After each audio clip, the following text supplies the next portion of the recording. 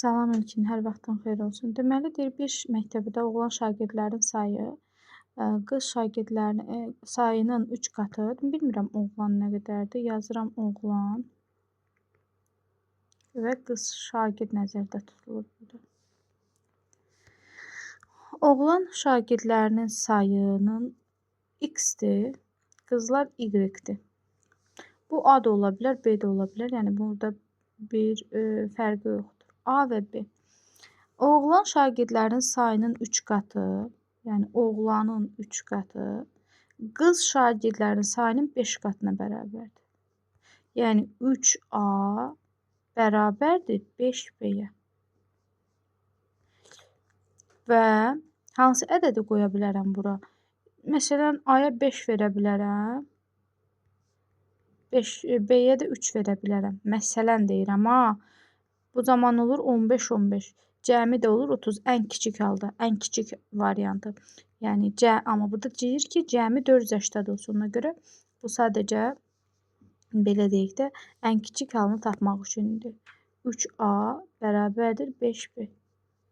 A üstə gəl B bərabərdir 480. Tez bax ki, A nə idi? A oğlanlar idi. B nədir? B qızlardır. Buradan 3A 5B-yə bərabərdir. Belə bir şey eləyə bilərəm. Buradan A bərabərdir 480 çıxılsın B. A-nın qiyməti bəllidir, düzdürmü? Burada da A-nın qiyməti verilib. Aparıram, qoyuram yerinə 3 vurulsun. A-nın yerinə. Yadındadır yerləşmə, yəni öyrətmişdim dərsi sənə. Düzdür, bu dərsi sən çox çətin qavrayırsan. Bu vur A deməkdir, düzdür? A-nın yerinə A-nın bərabər olduğu qiyməti aparıb qoyur. A nəyə bərabərdir? 480 çıxsın B-yə bərabərdir. Yazıram, A yazmıram 3-ün yanında. Onun əvəzinə A nəyə bərabərdirsə onu yazıram. Yəni A-nın qiymətini verib də 480 çıxsın B. Bu da bərabərdir 5B-yə. Belə bir tənlik alındı. 3-ü mötərizənin içinə bir vurub çıxır, deməli açıram. 3-ü əvvəlcə vururam 480-ə.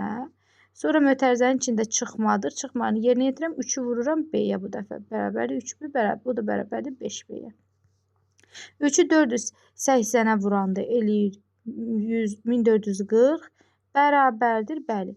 5B saxlayıram birinci bərabərliyin sonraki ədədi. Sonra 3-ü bu tərəfə keçəndə toplamı olur 3B.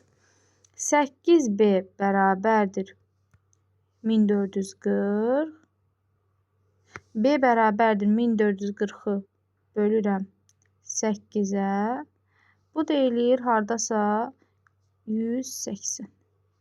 Deməli B 180-dir. Bax, bu B qızlar idi, 180-ə bərabərdir. B bərabərdir 180. Yəni qızların sayı 180-dir. B varımdır. Bir də burada A-nı tapmalıyam axı. A nədir? 480 çıxılsın B. Olsa ümumi say 480-dır.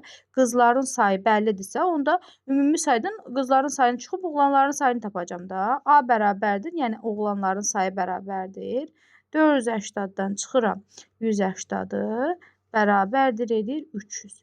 Deməli, oğlanların sayı 300-dür. Gəl bu teoremi, yəni deyir ki, oğlanların sayının 3 qatı, yəni 300-ün 3 qatı bərabərdir qızların sayının 5 qatına. Yəni 180-ın 5 qatı. Görə həqiqətən də elədir. 3-ü 300-ə vuranda 900 edir. Bərabərdir 180-ı 5-ə vuranda 900 edir. Aydındırmı? Həqiqətən də bəli. 3A, 5B, 900 bərabərdir 900. Yəni bərabər sayıdır. Bunu aram dinlə. Bir dəfə dinləmə, 2 dəfə dinləmə. Diqqətlə dinlə. Başa ver. Əgər madam anlama çətinliyin varsa, önə ver tapşırığı. Təzədən yavaş-yavaş aram dinlə. Növbəti tapşırığımız isə baxın bura. Salonda işləyən Ayşə xanım ildə 5 litrlik şampunlardan 30 butulka istifadə edir. 5 litrlik şampundur. 70 butulkadırsa bu 350 litr eləyir. Düzdürmü? 350 litr eləyir. 5 litrlik şampunlardan 70 butulka istifadə edilir. Yəni 350 litr edir. 1 litrini 1 manat 30 qəpiyə alır. Yəni 130 qəpiyə. 350 litri nə qədər alacaq? 350-ni 130-a vurmaq. Burada yazmışsan 350 vurulsun 130, amma deyəsən tam şəkildə vura bilməmisən. 350 vurulsun. Sən bunu belə eləyə bilərsən. 350 vurulsun 1 manata. 350 manat eləyir. Bir də 350-ni 30 qəpiyə ayrıca vura bilərsən. Yəni, sənə rahat olsun deyə. 3 dəfə 5. Belə vurmada da rəqəmləri vur, sıfırları düz yanına.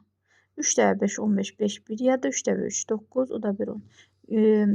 10.500. Bunu da 100-ə bölürsən, çünki 1 manat 100 qəpikdir axı. Eləyir 105 manat. Bunun da üstünə 105 manat gəlirsən. 100-ə böləndə də 2 dənə 0 gedir. 100-ə görə gedir. Edir bu da 455 manat. 455 manat da varmış burada. Bu qədər.